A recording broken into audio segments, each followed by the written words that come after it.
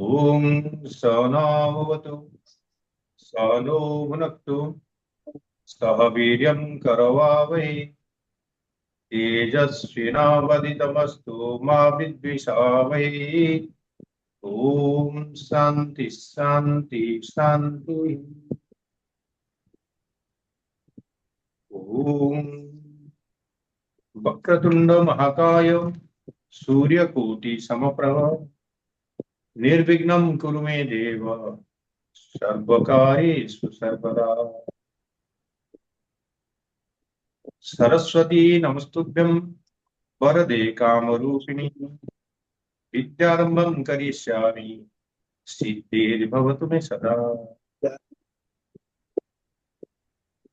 Guru Brahma Guru Vishnu Guru Devo Maheshwara Guru Eva Param Brahma Tasmai Shri Gurave Namaha Om Shanti Shanti Shanti. Welcome to this session on self-unfoldment. This is a text composed by Gurudev Swami Chidananandji through a series of lectures, which has been transcribed to make a book.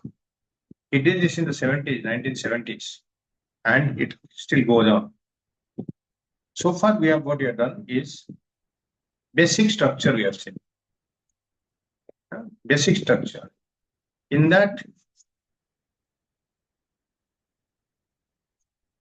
we saw what is how we have the strength within. And all the strength is within. How to discover that strength from within. And then we saw that this Manushya Dharma is durlabha. Very rare to get a human birth. Because the millions of people, animals and birds and insects are there. Among us that, Manushya Dharma is durlabha. So once you have got this birth, you should utilize.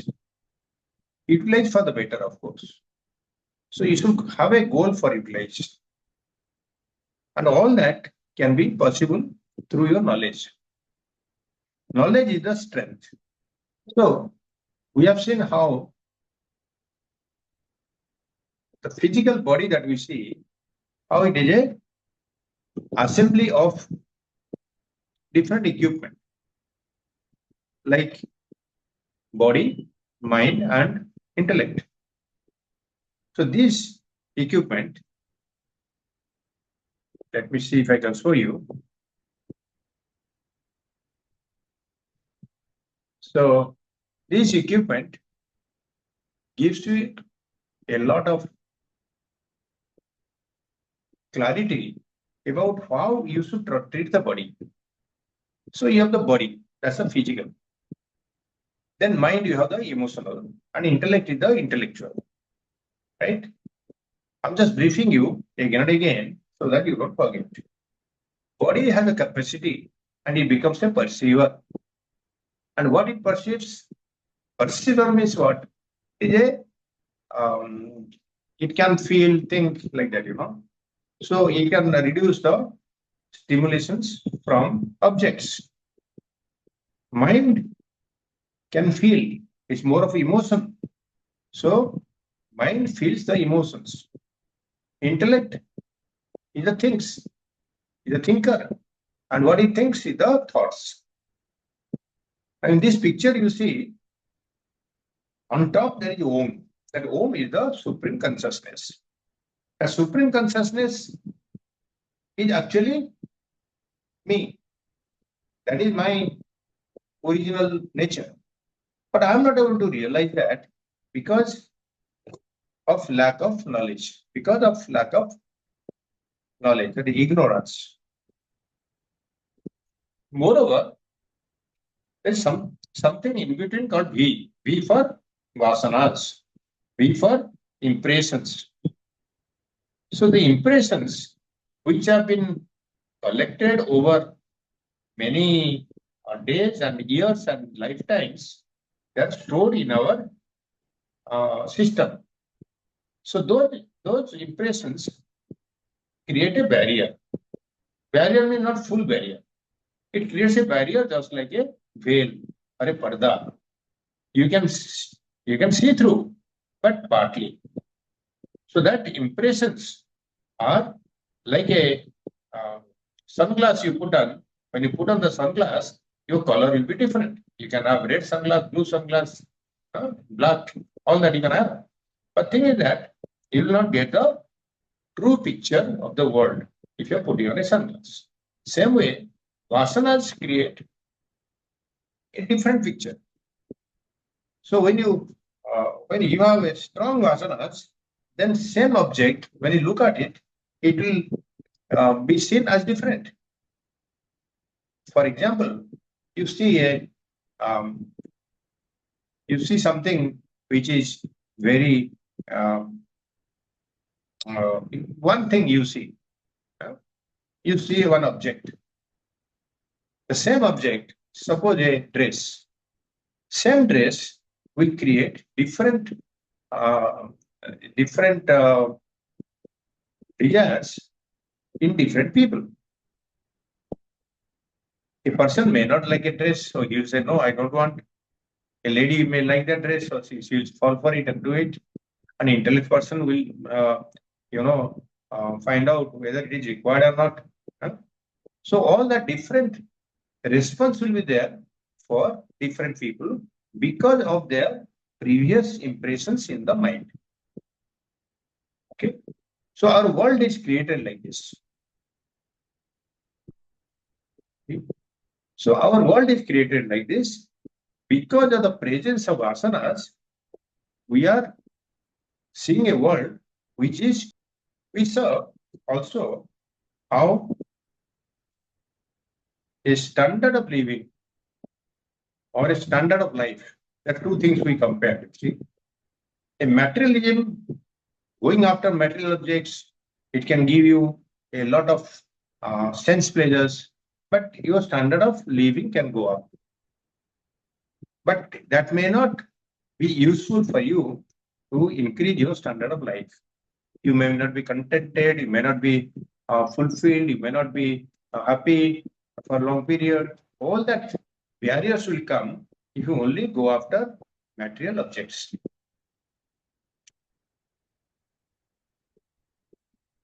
So the religion or the spiritual practices in tells us to re-examine and discriminate between the small things, trifling things, material things, and also the permanent things. So finally, what we are studying is the beginning of our beginning of say foundation of Vedanta. Vedanta is a school of thought. It's a philosophy which is the superior most in all religions, not only Hinduism. In all religions, it is superior most. Later on, we'll come to know how it is most superior. So then again, we discussed regarding what is Jiva, what is Jagat, what is Ishwar. So the world is inanimate objects, and the progress in science and technology ensures that the growth of the world makes our life comfortable. This is very good. But the religion teaches us how to ensure that the methods of this peace and tranquility that we are getting in the mind, how it can help us to have inner peace. That joy, that progress, that harmony in the world and the mankind is very necessary.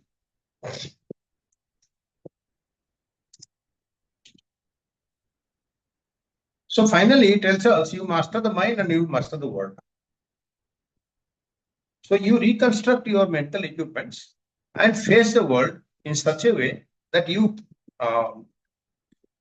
focus on more on quality of life instead of quality of living. Okay. So these are some of the chapters we have done.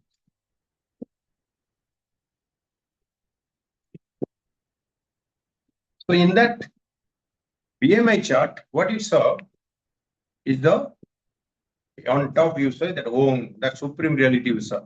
What is that supreme reality? That is a pure consciousness.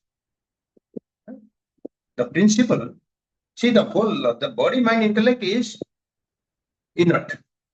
There is no life force in this. So the principle of, Chaitanya, that means Chit. That means consciousness is there all pervading everywhere. So that is what the supreme reality is. So that consciousness, we call it God, we call it Brahman, we call it Ishvara, we can call any name, but that is a consciousness. So that consciousness is present everywhere. I'll show you again that place where we let know that Om is there. That is the consciousness, supreme consciousness. So this supreme consciousness enlivens the entire body, mind, intellect, and perceiver, feeler, thinker, objects, emotions, thoughts. All that is enlivening. Because of the presence of the consciousness, you are alive. Can you be alive without consciousness? If somebody is unconscious, he cannot be alive, right? But you cannot see it. So consciousness is something, say, you can call it awareness, you can call it the principle, that light principle, you can call it Brahman, Atman. Huh? So because of this pure consciousness, one can get experience. One compares this pure consciousness to electricity. What is electricity? Electricity is something which which is there in all your wirings, and in the whole house is there, but you cannot see, you cannot feel unless you put a finger inside a plug. So electricity is there, but the electricity cannot express itself because it has no equipment to express. It needs an equipment. So you can have a fan, you can have a light, you can have a fridge, you can have a heater. All that equipment, once the electricity passes through it, it works. Same way, the consciousness, when it passes through the body of a man, it is different. Body of a dog, it is different. Body of a lion, it is different. Or body of a ant is different. But consciousness is the same. Okay. So this consciousness is one. I'm repeating this for the sake of the newcomers. The consciousness is one, but it appears as many. Ajayo mano bahuda vijayate. One consciousness which is not born also, ajayo mano. And that consciousness appears as many. So that consciousness also, both consciousness and the equipment. Equipment is what? This body, mind, intellect. These are equipment. Okay. They must marry each other. They must wait to each other. Then only there will be expression. Okay. If consciousness is there, everywhere is there, we have no problem. Okay. But only when it comes to through a equipment like a bulb or a fan, then only the consciousness expresses. Same way, if the consciousness appears through a body, sorry, electricity expresses. Now, consciousness flowing through a body, it will express differently, mind differently, intellect differently. Okay. So there is a wedding of this pure consciousness and the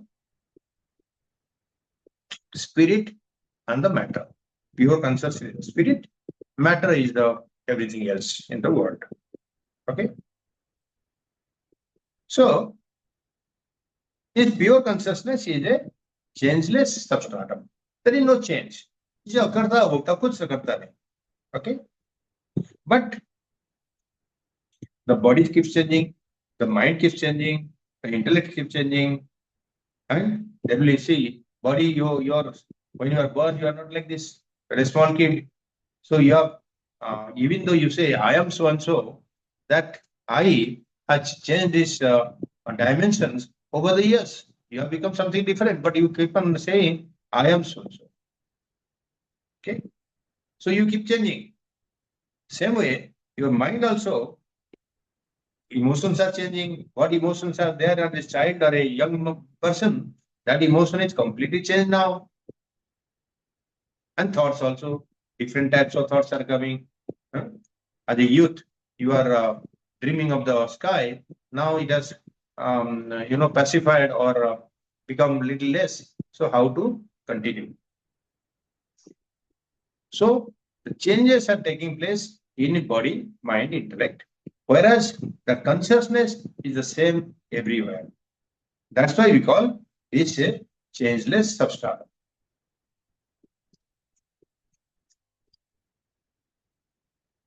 Okay. So these are brief on this.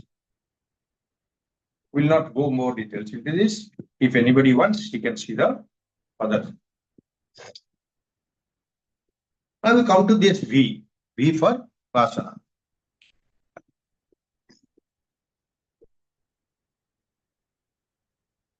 Now you have a Vasana here.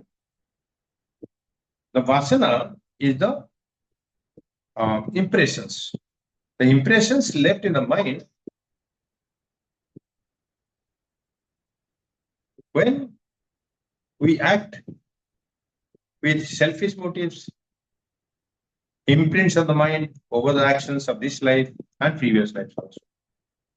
Mind you, vasanas are created only when your actions are selfish, self-centered actions.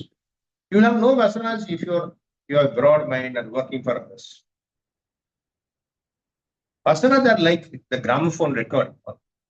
In the groove, there is a sound is already there. But you put on the record there, the pin, stylus, and then the sound comes. Or in modern psychological parlance, we can call it an unconscious mind.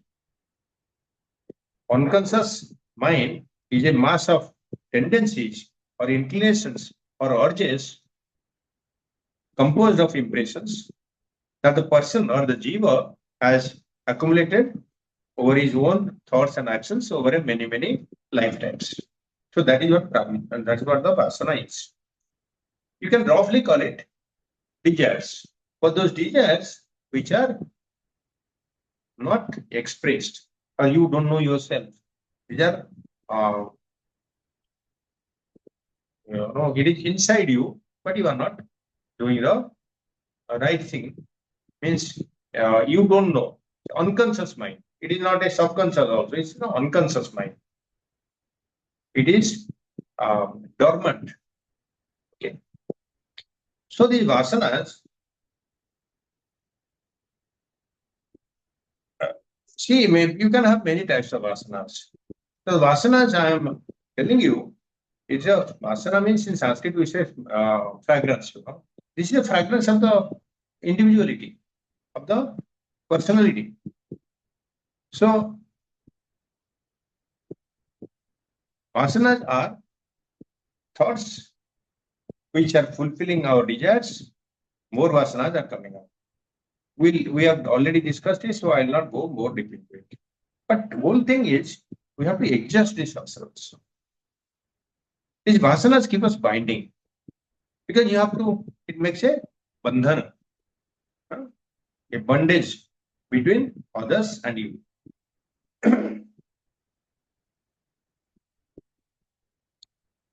So it is our goal to reduce or eliminate the vasanas so that your mind will be purified. Purified means what? Because of our um, sensuous thoughts, we want to enjoy the worldly objects and people. So what we do?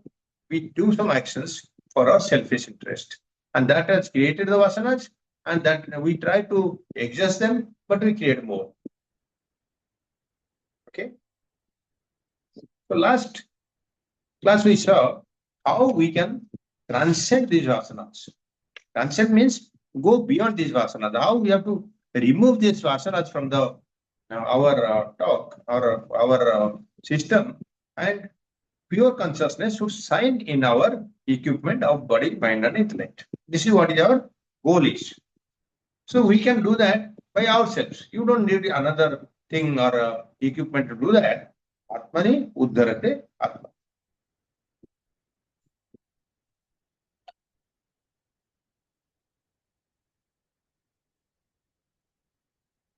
So this is what the vasana, the veil of divinity in us. That divinity is also known as the veil is also known as avidya or ignorance. So this creates a veil or a parda in our mind. So body, mind, intellect, that equipment becomes different. So even though I am certainly just pure consciousness, I am the Sat Chit Ananda. But I think because of asana, because of the veil, I think no, I cannot be um, so powerful, so all-knowing, all-powerful, and all-pervading Bhagavan. I cannot be that. So I have a viparita bhavana. That means I have a contrarian thought that I cannot be this. How can I be this? Bhagavan is all-powerful, but I cannot. So I attach myself to the physical body, mind, intellect, and accept that this I'm limited by my thoughts. So the main thing is to destroy the ignorance. How to destroy the ignorance? Ignorance is what? This thought of limitation. I am the pure consciousness, but I am thinking that I am limited by my body, mind, intellect. How to destroy that ignorance is having the true knowledge of yourself. Like, for example, the sun is shining all the time. Some people think that they are that the day and night is there. There is a sometimes half of the period you can see the sun, other half you cannot see the sun. Yes, from their viewpoint they are right. But what is the true thing? Sun is never setting. Sun is all the time present there. It is shining through. But because of the rotation and revolution of the earth, it is perceived as if the sun is not there. So this perceived or relative thing is it is because of the ignorance of ours. Like all of you will also agree that your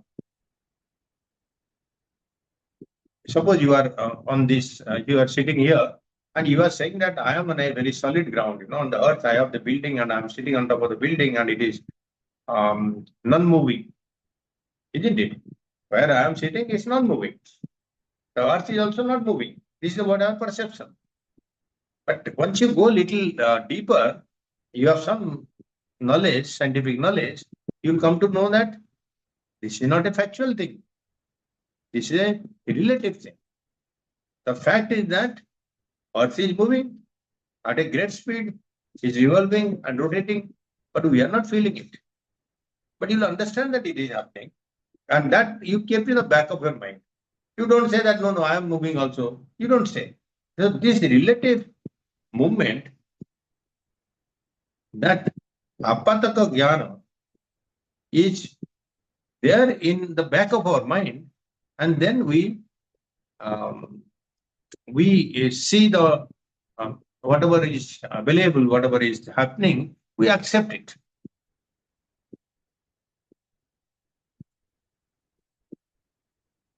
Next thing is, this consciousness is pure. It doesn't get contaminated.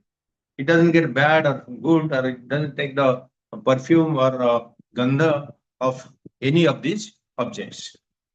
Because it's pure. So the impressions do not touch the pure consciousness. As I told you, our job is to dissolve or remove the vasanas, remove the ignorance. That ignorance or the vasanas that separates us from the effulgent flow of divinity into your life, then only you can transcend this BMI equipment and realize your true nature. That Om is the true nature. Only when your vasanas even fully not taken away, if it is reduced also, you will come closer to the consciousness. Okay. So this is what the vasana is. So now today's topic is, I think half of the time I finished. Today's topic is karma yoga. Actually, the secret of purging the vasanas is called karma yoga. How to remove the vasanas, how to take out the vasanajinas. That is what karma yoga is. Okay. So how it is related, you see, from BMI to consciousness to vasanas. Then now we are coming to karma yoga. They're all scientifically designed. Okay. See, there are different ways. How do you do that? If you have a high vision, then your thought and vision is very high. You always think of greater aspects. Your viewpoint is very expansive. And then you surrender your actions to the Lord. You have no selfish desires and dedicate the action to Bhagavan. And then you don't expect any result of the action. Accept whatever he is giving, whatever the result comes, you accept as a gift from him. These are the 5 points I am telling you. These 5 points are, once again I'm repeating, you should have a higher vision. You should have a higher vision. That means it's not mundane things that you should do. You should think bigger, or helping or assisting a number of people or society. Then that is called a higher vision. Then that when you are contributing towards that, the action that you are taking, it should be with a spirit of surrender. The spirit of surrender. Surrender means you surrender to the Lord. Hey Bhagavan, whatever I am doing, it is your action only, and whatever the result will come is because of you. So I am surrendering to you. Third thing is, you should have no selfish desires. Selfish means what? You should have no personal wishes to fulfill. I want to do this, I want to do that, I want to make a college or hospital. These are all selfish things. As long as your idea is to serve the public or society, then it is not selfish. But then there are very finer points also in there. That public function, public action can bring you some accolades. Some people will also praise you, and they will also put garlands on you. They'll put in the newspapers or TV channels. Then that thing will happen. But Bhagavan says, the Gita says that whatever comes in a way, you accept with grace. You don't try to advertise yourself or make a publicity, but whatever comes our way, you accept. Don't say that, no, I have not done anything. I am only a karta, vakta. No, not that way. If it comes, it comes. If it doesn't come, it doesn't come. You work yourself for the social good. Then this action to be dedicated action, not आज कर दिया कल नहीं परसों नहीं ऐसा करके नहीं, it's have to be dedicated action. And fifth one is no expectation in return. That means you should not expect that I'll get so big result, if I do this, this will happen, all that. You forget about this. I am doing my duty.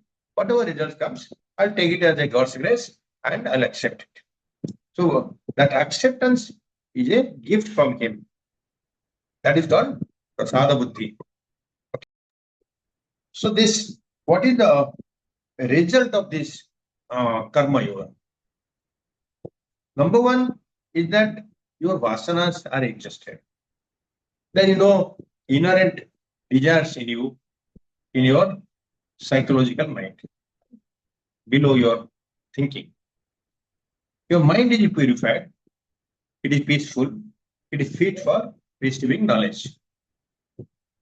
It is fit for receiving knowledge. Then you become a calm mind, calm and perfect for discrimination. Finally, see, there is one quality in us that is called the power of discrimination. That means the Viveka Shakti. That Viveka Shakti works only when your mind is calm and quiet, purified mind. So you make better judgments. What you have to do, don't have to do. That judgment comes because your mind is not clouded. So these are the three things that I'm telling you. When you are doing karma yoga, these are the benefits that you get. But then you work. You cannot stop working. Okay. There is one Bhagavad sloka where it says, there is not a single moment when you are not working. Action you must. You may think that I am sitting here and just listening. That listening is also action. Or you are just sitting also, your blood circulation is going on, your digestive system is going on. That is also action. So it's an involuntary action. So action must at all the time. You cannot stop it. So you cannot stop working. Only thing that you change your mental attitude towards work. You change the attitude from personal gratification, selfish nature, to loka sangraha. That means for betterment of the society. So in Bhagavad Gita, there is a sloka. I'll show you. Can you read this? Yastindriyani manasa niyamyaravatejuna karmendriyi karma yogam asakta sa vishishyate. Yastindriyani manasa niyamyaravatejuna karmendriyi karma yogam asakta sa vishishyate. He says, oh Arjuna, who says? Bhagavan Sri Krishna says, oh Arjuna, the person who engages in karma yoga with the organs of action, controlling the organs with the mind and becoming unattached, that one excels. Savishishyate. And he is asakta. Asakta means not attached. So when you are doing any action, you do the sanyamya of karmendriyi karma yogam asakta. So in the mind, you control the senses by the mind. Control the senses by the mind. How to control? As I told you earlier, you project a higher, expansive, and divine goal. And if you have a brighter divine field to remove out, then why do you remain in this, small things? A higher goal or ideal is necessary for a karmendriya. For karma yoga. And you have to control with the Yasti Indriyani is Manasa. Manasa means by the mind. Indriyas you control by the mind. And there are two ways. Controlling the mind with the controlling the Indriyas with the mind, you can conserve energy. But क्या होता है कि that sense organs which are controlled, they conserve the energy, provide a field of activity for the energy to roll. Then you direct that energy to an appropriate field. Whatever you want, higher level field, you direct that energy that you are conserving. Then you take a precaution, you act without attachment. Without attachment, without egocentric desires, you take action. So basic thing is that if you are engaged in actions, any karma, and it has attachment to some selfish desires, and the mind comes in contact with the activities. So that will create vasanas. To remove the vasanas, you must have pure, selfless desires. That way, your impressions and old vasanas will be reduced. So when you are engaged in selfless actions,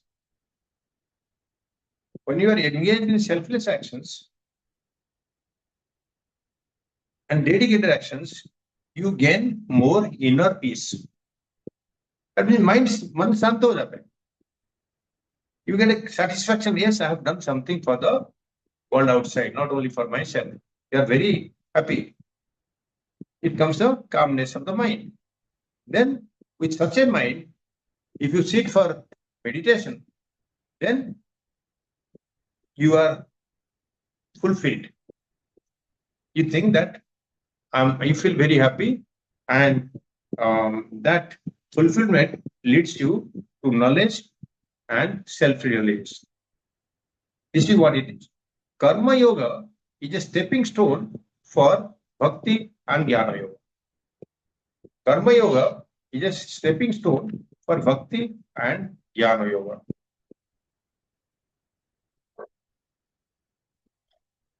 Let us discuss about fruits of action. So Bhagavan says in Bhagavad Gita chapter 247 that you have a right to act. Only you can act, only you can do the action. But you have no right for results of action, fruits of action. So you should not have a motive that this result will come. Nor let your attachment be the inaction. There are three things. I'll show you the sloka. It's a very famous sloka from chapter 2.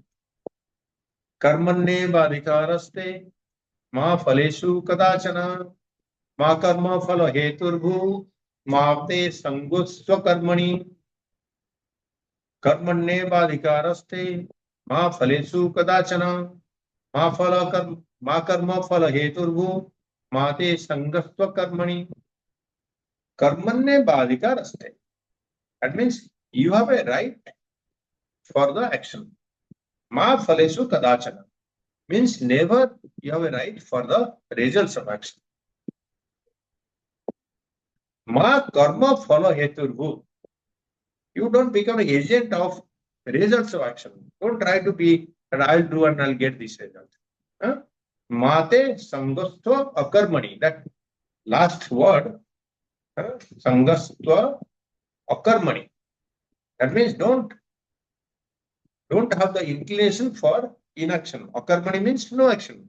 So see, because many people will think that if I'm working and I'm not getting a result, I have no right to get result. So why should I work? If I don't get a result, why should I work? So Bhagavan says, you have no right not to work, or you should never have an inclination for not working. Akarmani. Okay. So this is what is in substance the karma yoga. But in detail, if you see chapter 2 and chapter 3, you'll find many things. So you have to give up the renunciation of attachment to fruits of our action. That's the main thing. What you are renouncing, not the action itself, but the attachment to fruits of our action.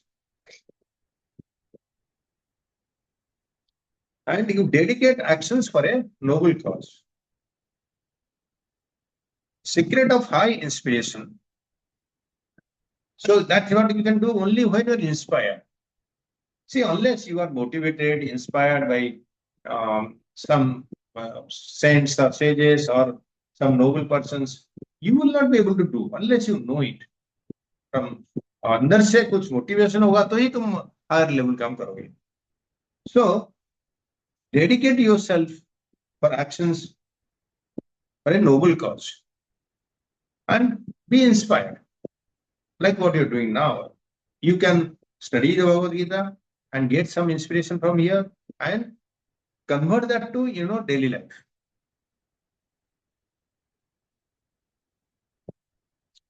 So main thing is that your future is carved out of the present moment. The past is dead. The future is uncertain, is unborn. So you have to focus on the present alone. So when you dissect these fruits of action, I got this and I got that. Result aa gaya. If you dissect that result, you'll find that it is not different from the action itself. Because Karana and Karya, they are inseparable. They will, because of whatever action you do, you will get the result. So Gita gives 3 injunctions. Injunctions means is the thing to do and to do or not to do. So it says that you get concerned with the action itself, not with the result. Don't be concerned with the result of action. This is second. Third one is, don't think that you can sit back and relax, thinking that there is no result, so I will not do anything. These 3 things. Have a higher goal and make it a concern about the action itself, present action, and don't wait for the results of action. And you can never sit back and relax and say, I will not do anything. So what are the benefits of Karma Yoga? In another way, Vasanachaya we talked. So what you do is you lessen your ego, ahankara. दूसरा के लिए काम करते हो without any expectation result. So there is ahankara is reducing. Then you get more joy, permanent joy you get. Third one is you yourself will be stress-free. You'll be stress-free. And you'll be elevating your vasanas. The main thing is that vasanachaya. But these are the benefits along with that. So Karma Yoga allows you to release ourselves from material preoccupations.